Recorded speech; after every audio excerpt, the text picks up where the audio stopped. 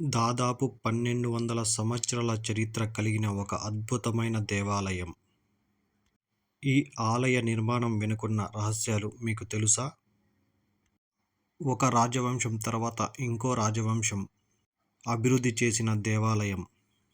సరిగ్గా ఈ రోజుకి 1216 సంవత్సరాలు క్రితం నిర్మించిన అతి పురాతనమైన అద్భుతమైన దేవాలయం. ఈ ఆలయంలో 3 గర్భగుడులైతే ఉంటాయి. అదే కర్ణాటక రాష్ట్రం చిక్బళ్ళాపూర్ జిల్లాలో ఉన్న భోగనందీశ్వర ఆలయం. చాలా పురాతనమైన దేవాలయాలలో ఈ భోగనందీశ్వర ఆలయం కూడా ఒకటి. ఈ భోగనందీశ్వర ఆలయం గురించి మనం పూర్తి చరిత్ర ఈ వీడియోలో మనం తెలుసుకుందాం. Welcome back to our channel Rubens explorer Telugu. ఇంతకుముందు నా ఛానల్ పేరు హిస్టారికల్ ప్లేసెస్ అని ఉండేది. నేను ఛానల్ పేరు అయితే మార్చాను, రూబెన్స్ ఎక్స్ప్లోరర్ తెలుగు అని పెట్టాను. తప్పకుండా నా వీడియో మీకు నచ్చితే సపోర్ట్ చేసి నా ఛానల్ని సబ్స్క్రైబ్ చేసుకోండి. ఇలాంటి పురాతనమైన దేవాలయాల గురించి నా యూట్యూబ్ ఛానల్లో అప్లోడ్ చేస్తూ ఉంటాను.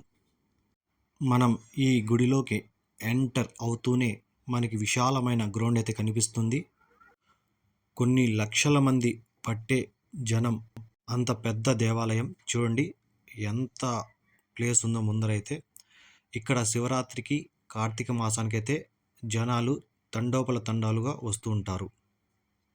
ఇక బయట ఉన్న స్తంభాలు చూసుకుంటే, ఈ గ్రౌండ్లో ఉన్న స్తంభాలు 1400 స్తంభాలు అయితే ఉన్నాయి. ఈ టెంపుల్ అనేది 810వ సంవత్సరంలో అయితే నిర్మించారు. ఒక్కొక్క రాజు ఒక్కొక్క టెంపుల్, ఇంకొకరు వరండా, ఇంకొకరు ఇలా గ్రౌండ్, ఇలా ఒక్కొక్కరు ఒక్కొక్కటి అభివృద్ధి చేసుకుంటూ వచ్చారు.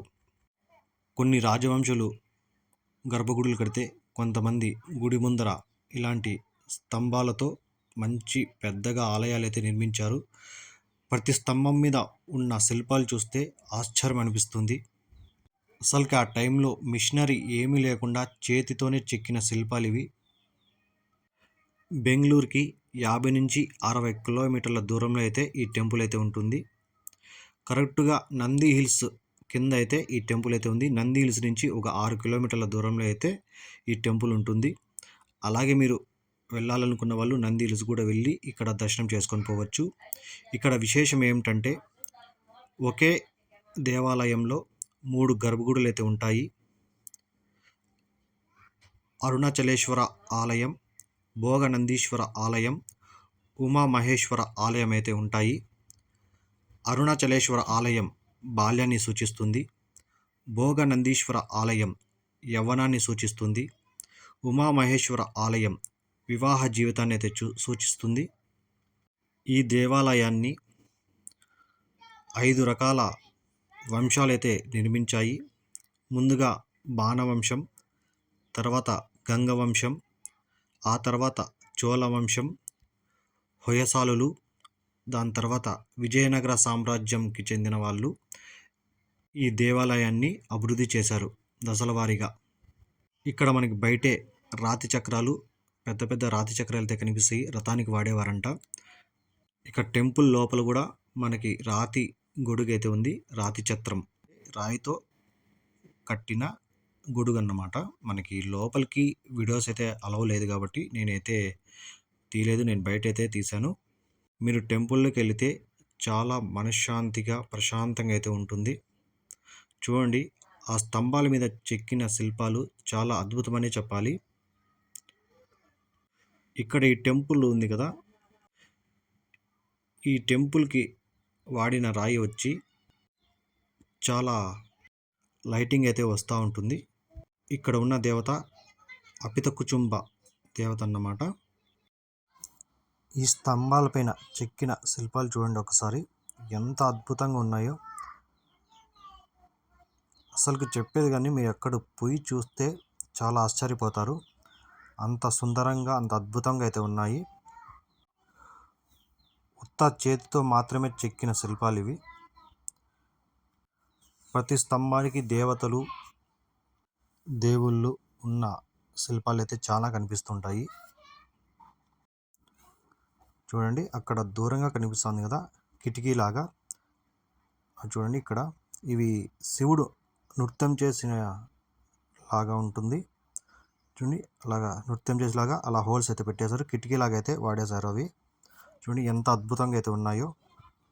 చూడండి ఇక్కడ ఉన్న విగ్రహాలు ఇవి చెక్కిన రాయి చూడండి ఎంత వెలుతురు అయితే ఇస్తుందో, ఎంత తెల్లగా అయితే ఉందో. ఎంత మబ్బు ఉన్నా కూడా ఈ రాయి అనేది క్రాంతివతంగా ప్రకాశిస్తుంది. ఇక్కడ ఉన్న గర్భగుడి అరుణాచలేశ్వర ఆలయం వచ్చి గంగా వంశీయులు అయితే కట్టించారు.